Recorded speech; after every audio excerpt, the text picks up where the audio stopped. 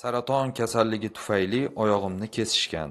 Odamlar o'sha oyoqni ko'mish kerak dedi, lekin biz tomning ustida yashikda saqlayapmiz.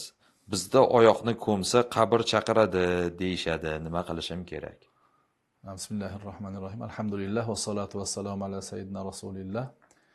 Albatta, insonni a'zosi bo'ladimi, o'zi bo'ladimi, uni hukmi shu bo'ladiki, uni masalan inson vafot qilgandan keyin, hayot tugagandan keyin qabrga olib borib ko'miladi. Xuddi shuni singari ba'zi bir a'zolari insondan ajrab qoladigan bo'lsa, savolda aytilgani kabi, masalan oyog'ini kesib yuborilgan ekan, uni ham ko'mib qo'yishlikka buyuradi shariatimiz.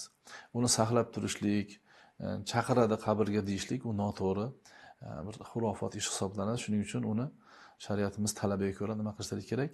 Bir joyga, xususan qabristonga olib borib bir joyga ko'mib qo'yishlari kerak bo'ladi. Allohu a'lam.